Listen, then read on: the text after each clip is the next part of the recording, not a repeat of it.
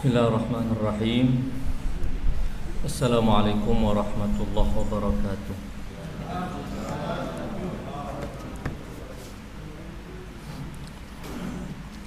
Alhamdulillahirabbil alamin. Wa bihi nasta'in wa sallallahu ala khairi khalqihi ajma'in. Muhammadin wa alihi at-tayyibin at-tahirin. Allahumma salli ala Muhammadin wa ali Muhammad. Ikhwani wa akhwati al-mu'minin wal mu'minat. Ikhwan, akhwat sekalian, kita sampai di bagian-bagian akhir dari surat Ibrahim, di mana sebelum liburan panjang kita mentadabbur beberapa bagian dari doa Nabiullah Ibrahim alaihissalam yang Allah abadikan di dalam Al-Quran Al-Karim dan di dalam untaian doa-doa yang Allah rekam dalam Al-Quran, penuh pelajaran besar bagi kita, sebagaimana juga mengungkap keagungan maqam Nabiullah Ibrahim alaihissalam, ketinggian derajat beliau di sisi Allah subhanahu wa ta'ala. Pada beberapa pertemuan yang lalu, doa yang sudah kita sedikit renungkan adalah bagian awal dari doa Nabiullah Ibrahim alaihissalam yang Allah abadikan. Wa idh qala Ibrahim rabbi ja'al hadzal balada aminan wajlubni wa baniya an na'budal asnam rabbi innahunna adlalna katsiran minan nas faman tabi'ani fa innahu minni wa man 'asani fa innaka ghafurur rahim.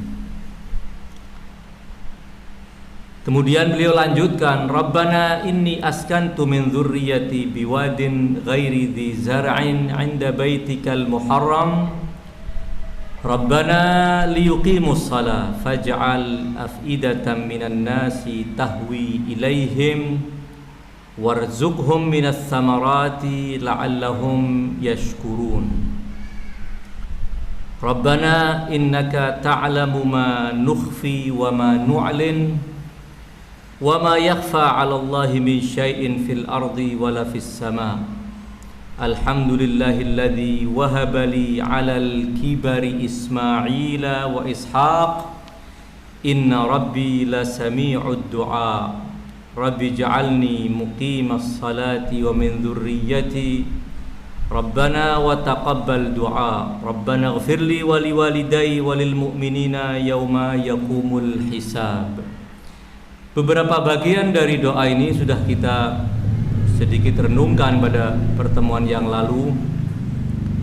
Namun ada bagian yang ingin saya sampaikan dalam kesempatan yang mulia ini, di mana para ulama menyebutkan bahwa di antara petunjuk yang membuktikan keagungan maqam Nabiullah Ibrahim dan betapa beliau telah merasakan kehadiran zat Allah yang maha sempurna dalam pikirannya, dalam jiwanya, dalam semua gerak-geriknya,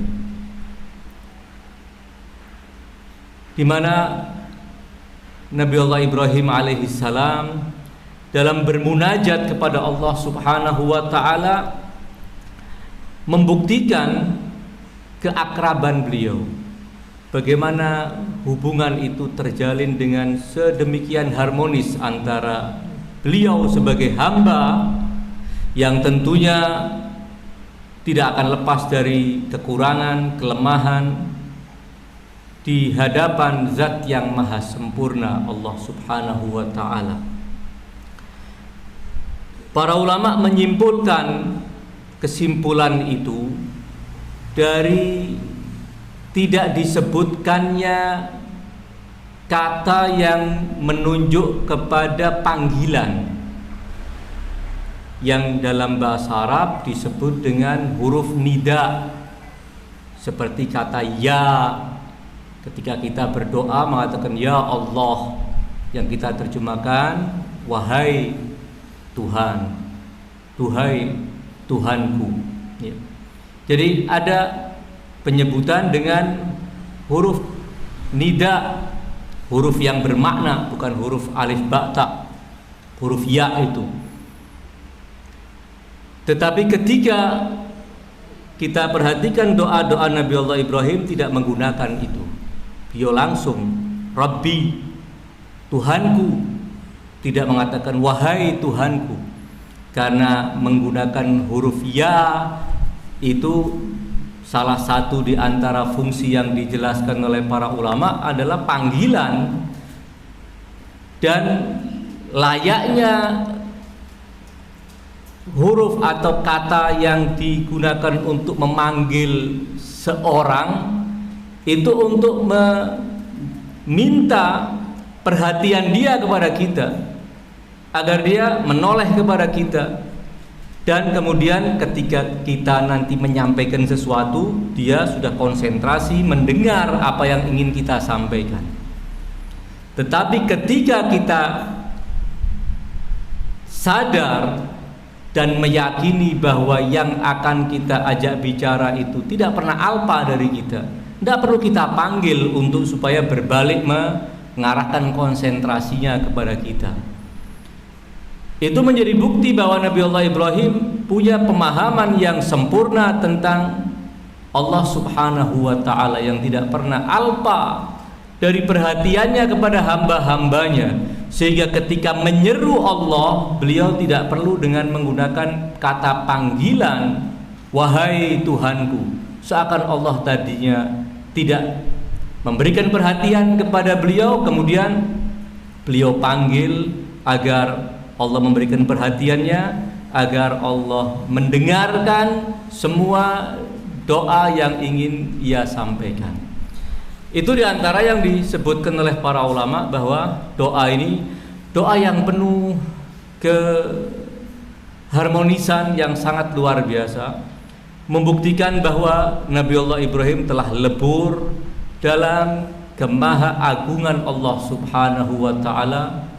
Kemahasempurnaan Allah pun telah menyatu dengan semua pikiran beliau, semua jiwa beliau, sehingga tidak ada yang pernah gaib dari keyakinan beliau, semuanya hadir. Dan seperti itulah mestinya kita meyakini tentang Allah Subhanahu wa ta'ala, zat yang selalu memberikan perhatian kepada kita.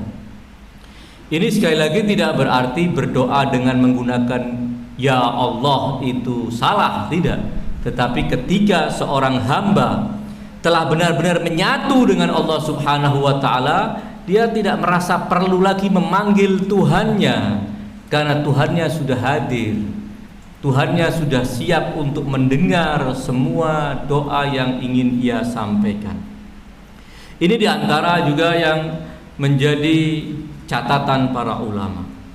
Kemudian catatan lain terkait dengan doa pertama yang telah kita pelajari waktu itu, bahwa ketika Nabi Allah Ibrahim alaihissalam berdoa agar Allah menjauhkan diri beliau, menjauhkan dirinya dan anak keturunan beliau dari menyekutukan Allah, menyembah selain Allah Subhanahu wa ta'ala, beliau menjelaskan bahwa kenapa beliau meminta yang demikian, karena arca-arca sesembahan selain Allah itu akan menyesatkan banyak dari umat manusia. Tidak sedikit dari manusia yang kemudian menyekutukan Allah Subhanahu wa ta'ala, keluar dari jalur dakwah tauhid yang beliau sampaikan kepada umat manusia atas perintah Allah, menyekutukan Allah, tidak lagi mengikuti Ibrahim alaihissalam. Nabi Allah Ibrahim mengatakan barang siapa yang masih konsisten berpegang teguh dengan tauhid, mengesahkan Allah, maka dia bagian dariku. Faman tabi'ani fa innahu minni. Barang siapa yang mengikuti aku dalam mengesahkan Allah Subhanahu wa taala, meninggalkan penyembahan kepada selain Allah, dia adalah bagian dariku. Tetapi ketika berbicara tentang siapa yang tidak ikut bersama Ibrahim, tidak mengimani konsep tauhid yang diajarkan oleh Nabi Allah Ibrahim, dia menentang Nabi Allah Ibrahim. Nabi Allah Ibrahim tidak ikut memutuskan keputusan apa yang semestinya, yang pantas mereka terima. Justru Nabi Allah Ibrahim mengatakan, wa man asani fa innaka ghafurur rahim. Dan barang siapa yang menentangku, sesungguhnya engkau ya Allah adalah zat yang maha pengampun dan maha belas kasih. Itu semua urusanmu, bukan urusanku. Apakah engkau akan menyiksa mereka atau engkau akan mengampuni mereka? Engkau zat yang maha pengampun, engkau zat yang maha belas kasih. Tentu dua sifat itu disebutkan oleh Nabi Allah Ibrahim alaihissalam untuk menjelaskan bahwa rahmat Allah maha luas. Boleh jadi Allah akan mengampuni orang-orang yang dalam pandangan kita tidak layak mendapat ampunan dari Allah Subhanahu wa taala. Jadi tidak ikut menentukan. Dan ini juga salah satu dari bukti bahwa Nabi Allah Ibrahim benar-benar dalam dakwahnya, ketika beliau mengajak umat manusia, tidak melibatkan nafsunya, tidak beri nilai sedikit pun untuk dirinya. Dirinya bukan apa-apa di sisi Allah Subhanahu wa taala. Tidak lain hanya menjalankan tugas Allah. Sehingga kalaupun ada yang menentang beliau, tidak menerima dakwah beliau, beliau tidak merasa bahwa orang ini sedang menentang saya, bahwa ego saya sedang dilawan oleh dia. Karena kalau demikian pasti akan muncul reaksi yang boleh jadi reaksinya juga tidak murni karena Allah Subhanahu wa taala, namun reaksinya muncul karena saya ditentang. Siapa saya, siapa mereka? Ini akan menjadi bahaya. Iya. Seorang nabi saja tidak memberikan harga untuk dirinya seperti itu, lalu bagaimana kalau ada seorang dai sekedar ajakannya ditolak kemudian merasa bahwa penolakan kepada dia adalah penolakan kepada kebenaran absolut. Ini sangat mengerikan kalau ada orang yang punya pikiran semacam demikian. Jadi dalam berdakwah, menyampaikan pesan Tuhan, sebenarnya seorang hanya menjalankan tugas. Orang menerima, maka kebahagiaan akan menjadi bagian dari miliknya. Tetapi kalau ada orang yang menentang, semuanya kembali kepada Allah Subhanahu wa taala. Alaihal, itu yang sebenarnya juga kita bisa temukan dalam sikap Ahlul Bait alaihim afdhalus salati wassalam. Misalnya kita melihat bahwa pada kasus Al-Imam Abi Abdillah Al-Husain alaihi salam, di antara yang beliau sampaikan, faman qabilani, barang siapa menerima aku, sebenarnya dia menerima kebenaran. Qabulul haq, kebenaran yang dia terima, bukan karena aku, tapi karena kebenaran yang dia terima. Tetapi kalau dia menentang, maka itu urusan dia dengan Allah Subhanahu wa taala. Kembali lagi bahwa ini benar-benar menjadi bukti bahwa Nabi Allah Ibrahim alaihissalam telah mampu dan sukses menekan egonya sehingga tidak muncul dalam sepak terjang kesehariannya, termasuk dalam berdakwah. Ketika menyampaikan pesan Tuhan, ini salah satu yang ditangkap oleh para ulama, pesan semacam demikian. Kita lanjutkan bahwa Nabi Allah Ibrahim kemudian berdoa, Rabbana inni askantu min dzurriyyati biwadin ghairi dzi zar'in 'inda baitikal muharram Rabbana liyuqimus shalah. Beberapa bagian dari doa ini juga sudah lewat kita bicarakan. Tetapi ada satu yang ingin saya tekankan dalam pertemuan hari ini adalah bahwa Allah ketika menceritakan kepada kita doa Nabi Allah Ibrahim dan munajat beliau kepada Allah Subhanahu wa taala, ada 2 kali disebut paling tidak dalam rangkaian ayat-ayat yang sedang kita pelajari dari surat Ibrahim ini, bahwa beliau menekankan pentingnya menegakkan sholat.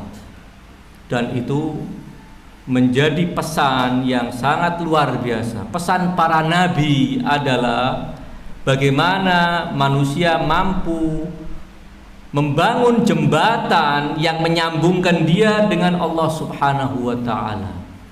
Jembatan itu adalah sholat yang akan menyatukan hamba dengan Allah Subhanahu wa ta'ala, yang akan menyambungkan hamba dengan Allah Subhanahu wa ta'ala. Nabi Allah Ibrahim ketika mengatakan bahwa aku tempatkan sebagian dari keturunanku di sebuah tempat, sebuah daerah yang tandus. Apa tujuannya? Tetapi walaupun dari sisi kesuburan tanahnya Makkah adalah daerah tandus, namun ada sisi yang sangat bernilai, yaitu inda baitikal muharram. Benar, daerah ini daerah tandus, tapi di situ ada rumahmu ya Allah. Rumah yang dinisbatkan kepada Allah Subhanahu wa taala. Penisbatan ini meniscayakan bahwa tempat itu tidak selayaknya digunakan kecuali untuk menyembah Allah Subhanahu wa taala dan semua aktivitas yang terkait dengan penyembahan kepada Allah Subhanahu wa taala. Ibrahim tempatkan sebagian dari keturunannya, yaitu Ismail dan ibunya Siti Hajar. Beliau mengatakan, Rabbana liyuqimus shalah, agar mereka menegakkan sholat, tidak sekedar agar mereka melaksanakan sholat, namun mereka menjadi pelopor bagi masyarakat sekitar agar selalu menjalin hubungan dengan Allah melalui sholat. Mereka yang menyebarkan agar manusia membangun hubungan yang harmonis dengan Allah Subhanahu wa ta'ala melalui mi'raj yang namanya sholat tersebut, melalui sebuah ibadah yang disebutkan sebagai qurban kulli taqi, media yang akan mendekatkan setiap orang yang bertakwa kepada Allah Subhanahu wa ta'ala. Ibrahim tekankan bahwa kami tempatkan agar mereka menegakkan sholat, karena sholat inilah yang akan menjadikan manusia dalam hidupnya benar-benar tersambung dengan sebuah kekuatan besar yang akan menjadikannya handal dalam kehidupan ketika menghadapi berbagai macam problem dalam kehidupan ini, di mana tidak mungkin manusia hidup dalam kehidupan dunia ini terlepas dari masalah, tidak mungkin terlepas dari kesulitan. Kesulitan itu sudah identik dengan keberadaan dan kehidupan kita di dunia ini. Allah tidak menginginkan kita hidup tanpa problem, tanpa kesulitan, tanpa ujian. Tetapi melalui ujian itu, ketika manusia sukses, dia akan mendapatkan kesuksesan abadi di akhirat. Kehidupan yang sejati di akhirat harus kita ukir, harus kita persiapkan dari kehidupan dunia ini. Dan kehidupan dunia ini akan bisa menjadi rapi. Semua kesulitan yang mungkin kita hadapi akan bisa kita tangani dengan salah satu media utamanya adalah sholat. Karena dalam surat Al-Baqarah paling tidak ada 2 ayat yang memiliki redaksi yang sama di bagian awalnya, tapi bagian akhirnya redaksinya berbeda. Bagian akhirnya redaksinya terkait dengan konteks secara khusus, yaitu ayat ista'inu bis sabri was salam.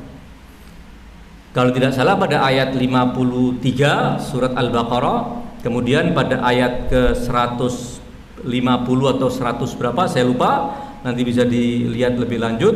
Ayat yang sama juga disebut oleh Allah. Bukan berarti ayat yang sama dikopi di situ, tidak. 2 kali Allah turunkan, 2 kali Allah wahyukan redaksi ayat yang sama, namun dalam konteks yang berbeda. Karenanya ujung dari kedua ayat itu berbeda. Pada yang pertama, ista'inu bis sabri was shalah.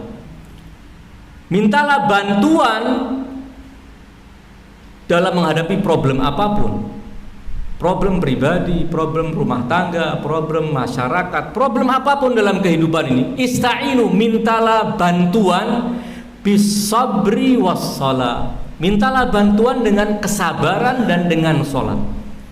Tentu ini kalau kita cuman pakai teologi abal-abal, teologi abal-abal ala Wahabi Salafi, berarti Al-Quran itu sedang mengajarkan kemusyrikan.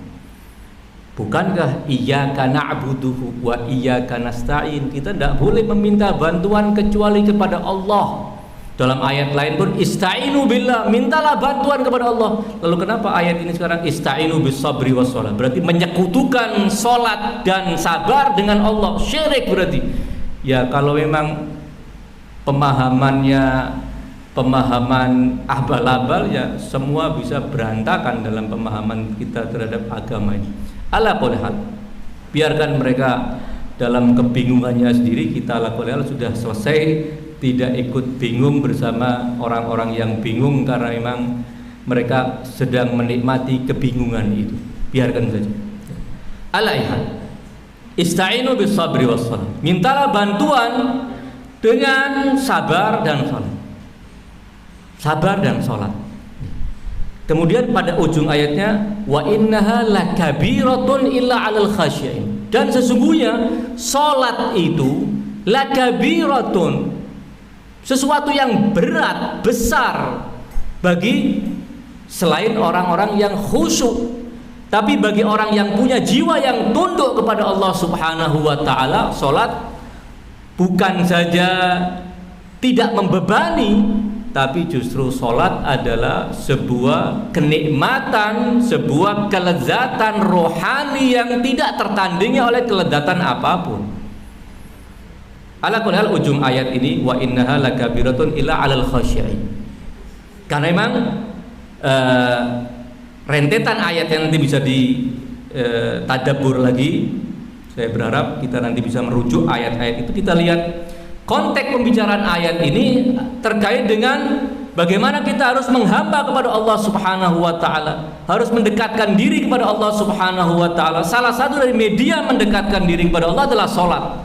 Tetapi sholat tidak berarti semua orang akan merasa mudah untuk melaksanakannya.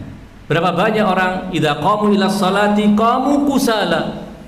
Kalau dipanggil untuk sholat, mereka bangun untuk sholat qamu kusala. Mereka bangun tapi dengan bermalas-malas. Kalaupun kemudian berdiri menegakkan sholat, yura'unan nas, tidak sepenuhnya ikhlas karena Allah Subhanahu wa taala. Jadi jangan dikira sholat itu sesuatu yang mudah dilakukan oleh semua orang. Orang yang akan merasa menikmati ibadah sholat hanya orang-orang yang khusyuk, hanya orang-orang yang punya ketundukan kepada Allah Subhanahu wa taala, hanya orang-orang yang sadar bahwa sholat inilah yang akan membantu dia untuk menyelesaikan semua masalah, yang akan mengheningkan pikiran kita, menjernihkan pikiran kita, menenteramkan jiwa kita untuk bisa berpikir lebih positif ketika kita sujud kepada Allah Subhanahu wa taala, ketika kita rukuk. Dan ala kulli hal, kalau kita perhatikan salat itu mulai bentuk gerakannya sampai redaksi zikir dan bacaannya, semuanya mengarahkan kita untuk tunduk kepada Allah Subhanahu wa taala dan merasakan kemahaagungan Allah Subhanahu wa taala dan menyadari betapa kecil kita di hadapan Allah. Namun kita yang kecil ini menjadi luar biasa hebatnya kalau kita menyambungkan diri dengan Allah Subhanahu wa taala. Salat. Ala kulli hal, kita kembali pada ayat yang kedua. Ista'inu bis sabri was shalah, diulang lagi. Pada yang kedua ini ista'inu bis sabri was shalah. Tetapi innallaha ma'as sabirin. Di bagian akhirnya tidak mengatakan wa innaha lakabiratun illa 'alal khasyiin, tapi innallaha ma'as sabirin. Ujung ayat ini, karena ayat ini sedang berbicara tentang bahwa beragama itu butuh perjuangan. Mempertahankan agama ini butuh pengorbanan. Sebagaimana kita ingin menjayakan agama, di luar sana ada musuh-musuh Allah yang ingin menghancurkan agama. Kita harus bertahan, mempertahankan agama kita dengan pengorbanan, dan untuk itu butuh kesabaran. Ista'inu bis sabri wassalah. Untuk itu, untuk mempertahankan agama, untuk memperjuangkan agama, untuk menjayakan agama, untuk mengalahkan semua agenda besar musuh-musuh Allah, untuk melenyapkan agama, butuh perjuangan, dan itu hanya bisa ista'inu bis sabri wassalah. Tetapi yang ditekankan sekarang bukan sholatnya, yang ditekankan adalah sabar.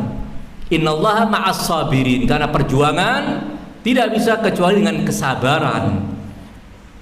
Sebagaimana juga perjuangan tidak akan cukup dengan kesabaran, harus ada rohaniyah para pejuangnya yang sangat prima. Kedekatan diri mereka dengan Allah juga terjamin. Alaihan, kembali bahwa pada apa yang dimunajatkan oleh Nabi Allah Ibrahim, Rabbana liyuqimus shalah, wahai Allah, Tuhan kami, agar mereka ini menegakkan sholat, menjadi pelopor bagi masyarakat untuk bersemangat menegakkan sholat. Karena dengan sholat ini masyarakat akan menjadi masyarakat yang terbimbing, masyarakat yang terkontrol, menjadi masyarakat yang jauh dari al-fahsya'i wal munkar. Karena itulah memang fungsi sholat, bahwa as-salat tanha, innas salata tanha 'anil fahsya'i wal munkar. Sejauh mana kekhusyuan kita dalam salat, sebesar itu pula pengaruh salat dalam memberikan kehandalan kita dari terjatuh pada al-fahsya' wal munkar. Semakin kita khusyuk dalam sholat kita, semakin sempurna sholat kita, semakin terwujud jiwa bertakwa, yang kemudian dia bisa meninggalkan dengan mudah al-fahsya wal munkar. Sebagaimana juga sebaliknya, semakin seorang itu terjatuh dalam lembah nista, dalam maksiat, dalam dosa, dalam fahsya dan mungkar, itu akan mempengaruhi sejauh mana keseriusan dia dalam sholat nanti. Semakin banyak bermaksiat, semakin dia tidak tertarik untuk melakukan sholat. Kalaupun melakukan sholat, ya karena itu sudah menjadi kewajiban saja, atau karena menjadi kebiasaan, dan tidak akan memberi warna apapun dalam pikiran, dalam jiwanya, untuk supaya kehidupannya bisa terformat sesuai dengan agenda Tuhan. Jadi ada saling memberikan pengaruh. Salat memberikan pengaruh pada jiwa sehingga tidak melakukan fahsya dan mungkar. Demikian juga fahsya dan mungkar, kalau terus menerus dilakukan oleh hamba, apalagi dengan sengaja dan menikmati, itu akan menjadikan dia makin jauh dari semangat untuk sholat tersebut. Alaihal, tidak berarti seperti yang mungkin pernah saya sampaikan, tidak berarti karena saya sudah sholat tapi kok juga masih banyak maksiat, kalau begitu sekalian aja enggak sholat. Jangan kita berpikiran demikian. Allah subhanahu wa ta'ala, seperti yang saya pernah baca dari keterangan salah satu ulama kita, mengatakan ketika innas sholata tanha 'anil fahsya'i wal munkar, sebenarnya Allah sedang memberitakan kepada kita, itulah watak sholat. Jadi yang namanya sholat, kalau kita lakukan, walaupun tidak sempurna, walaupun jauh dari sempurna, jauh dari sholatnya orang-orang yang khusyuk luar biasa, sholat minimalis, secara fikih sah, tidak riya, tetapi mungkin kekhusyuannya jauh dari sempurna, itu pun pasti punya pengaruh. Pasti punya pengaruh. Boleh jadi kalau kita tidak sholat, maksiat yang kita lakukan jauh lebih banyak dari yang sudah pernah kita laksanakan sekarang ini. Tapi dengan sholat masih akan banyak maksiat-maksiat yang kemudian kita terhindar darinya. Alaihal ikhwan akhwat sekalian, inilah yang ditekankan oleh Nabiullah Ibrahim. Kemudian faj'al afidatan minan nasi tahwi ilaihim. Ada catatan yang sering disampaikan oleh para ulama. Doa Nabiullah Ibrahim setelah mengatakan, kami, ya Allah, wahai Tuhanku, Rabbana, kami tempatkan sebagian dari keturunanku di tanah tandus, di daerah tandus ini agar mereka menegakkan sholat, maka jadikan hati sebagian manusia punya kecenderungan, punya kerinduan kepada mereka. Mereka siapa? Keturunanku. Nabiullah Ibrahim tidak mengatakan agar, maka ya Allah, maka jadikan hati manusia condong dan rindu kepada Makkah. Tidak.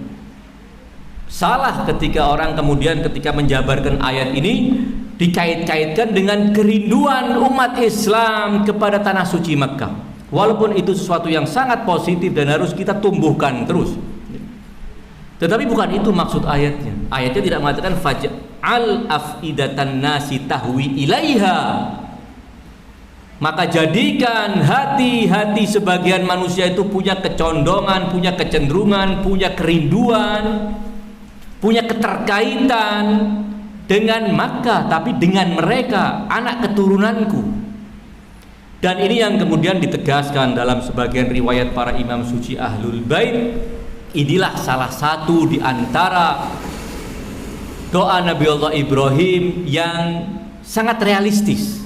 Nabiullah Ibrahim tidak meminta begini, ya Allah, jadikan hati seluruh umat manusia selalu rindu dan condong kepada dzurriyyahku. Tidak, tapi jadikan hati sebagian manusia. Karena kenyataannya tidak semua manusia akan punya kecenderungan kepada manusia-manusia suci dari keturunan Nabiullah Ibrahim.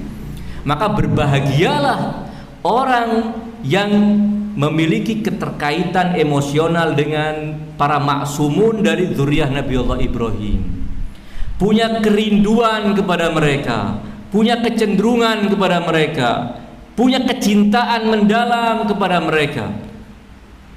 Dan ini berarti orang tersebut telah terwujud pada dirinya doa Nabiullah Ibrahim. Dan siapa di antara dzurriyyah Nabiullah Ibrahim yang kemudian dimaksud dengan faj'al afidatan nas tahwi ilaihim, selain tentunya Ismail dan anak-anak sulbi beliau dan seterusnya hingga baginda Rasulullah sallallahu alaihi wasallam. Setelah Rasulullah sallallahu alaihi wasallam, siapa yang layak dimaksud dengan dzurriyyah Nabiullah Ibrahim yang beliau meminta kepada Allah agar hati sebagian manusia punya kecenderungan kepada mereka selain para imam maksum alaihim afdhalus salati wassalam? Karena ini adalah doa yang Nabiullah Ibrahim mohonkan kepada Allah dan telah terwujud pada sebagian, tidak kepada semua manusia, kepada sebagian dari umat manusia yang punya keimanan kepada wilayah mereka, yang punya keyakinan tentang imamah mereka, yang punya kerinduan kepada mereka, yang punya kecenderungan kepada mereka, merindukan, selalu ingin datang, selalu ingin ketemu, walaupun dalam alam mimpi. Kecintaan kepada Ahlul Bait alaihim afdhalus salati wassalam adalah yang dimaksud dengan doa Nabiullah Ibrahim alaihi salatu wassalam.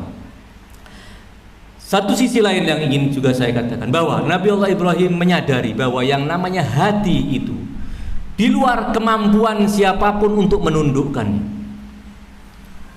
Dengan harta yang boleh jadi kita tebar, kita bagi-bagi kepada mereka, belum tentu bisa membeli hati mereka.